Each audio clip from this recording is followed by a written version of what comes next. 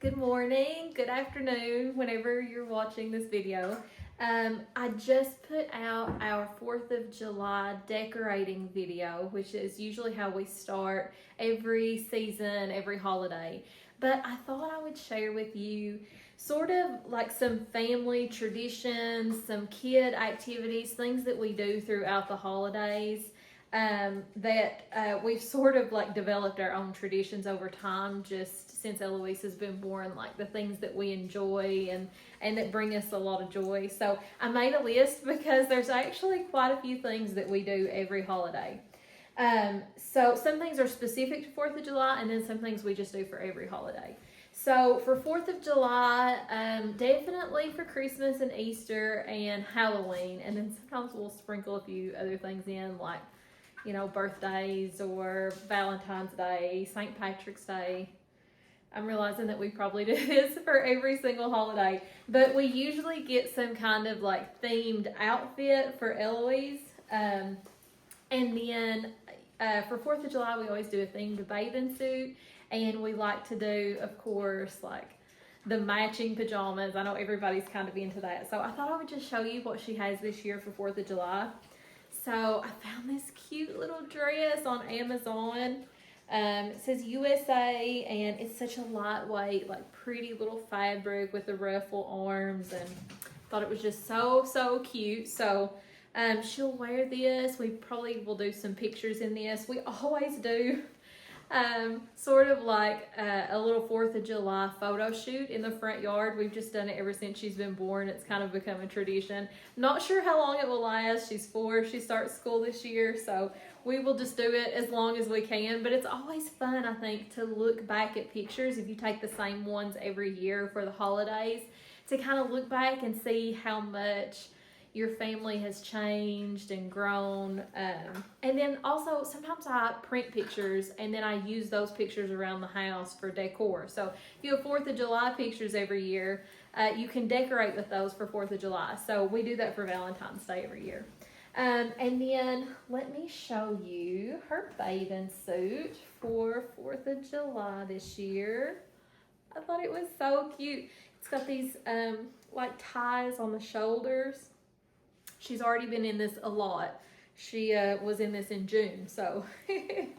And then here's her pajamas for last year that actually still fit. So that's fun. But then these are the matching pajamas we got this year. And I can't remember if it was like little sleepies or bums and roses. I can't remember. I'll try to link it below if I can think of it. Oh, here it says it in the tag. Bums and roses. Look how cute. I'm loving the ruffle arms this year, I guess. I'm seeing that I'm doing a lot of that. And then it's like a little short and sleeveless top. And then I got the matching, because it's always fun. We do a big 4th of July party every year, and we have our friends and family come over, and we grill out like a barbecue, and we swim, and then we do fireworks at night and s'mores. So it's fun to have like our bathing suits all during the day and a cover up, but then at night to be able to change into pajamas. And I have the sweetest memories of like our neighbors' kids and Eloise being on the back porch, making s'mores, watching fireworks in their little 4th of July jammies. And it's just the sweetest thing. Makes for the sweetest memories. And then we typically do for every month, like a bucket list for the month. So things that we want to do. In June, we did things like Eloise wanted to go to Monkey Joe's.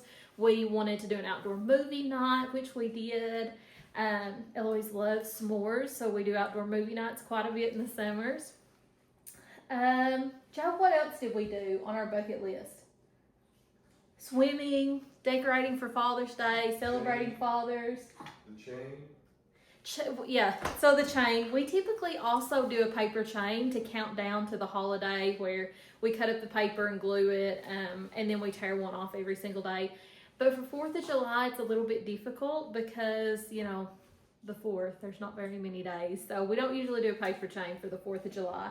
But we have recently started doing a goals list, so things that we want to accomplish within the month. Last month, Eloise wanted to get her cartwheel and her back bend.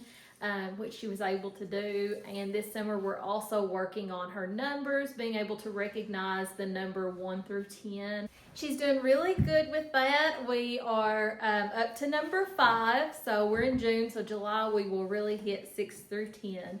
So that will be helpful because in gymnastics they have different mats are numbered.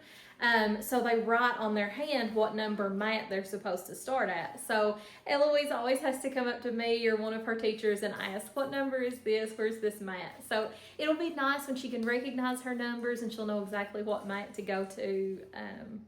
Yeah, I think she will appreciate that as well.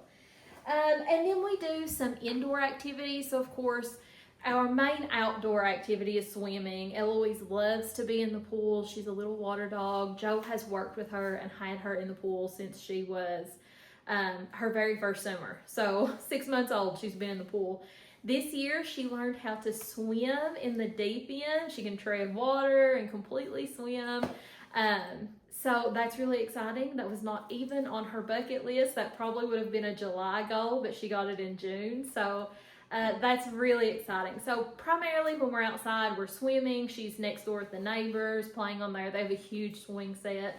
They love to play on that. Sometimes we kick the soccer ball. She likes to roller skate. She's getting pretty good at roller skating. We grill out a lot. We do outdoor movie nights and s'mores. So we spend a lot of time outside. However, on the rainy days, it's nice for us to have some indoor activities.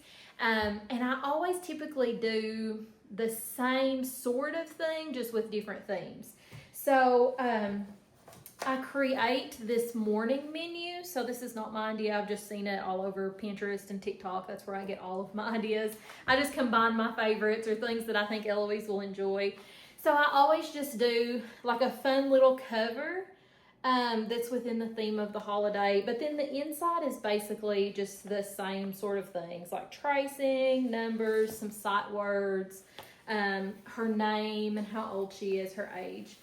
And then I always do a little sensory table, and this is one of her favorite things, and it always kind of surprises me because no matter what I put in there, I always think it has to be something really fun and exciting, like dyed water and sand and all these little fancy gadgets, but really it doesn't. I put some pom-poms in there today, and I wasn't done with the tray. I was like, let me just put in there what I have left over from last year, and I'll work on it, you know, as the time goes on. But Eloise was so excited that she came to the tray immediately. Like, she was drawn to the table, and she was playing with the pom-poms and what are these and feeling of them and looking at the little like themed miniatures that I put in there. Even though I didn't have a lot of them, she was drawn to it. She loves it. So the sensory table is one of her favorite things.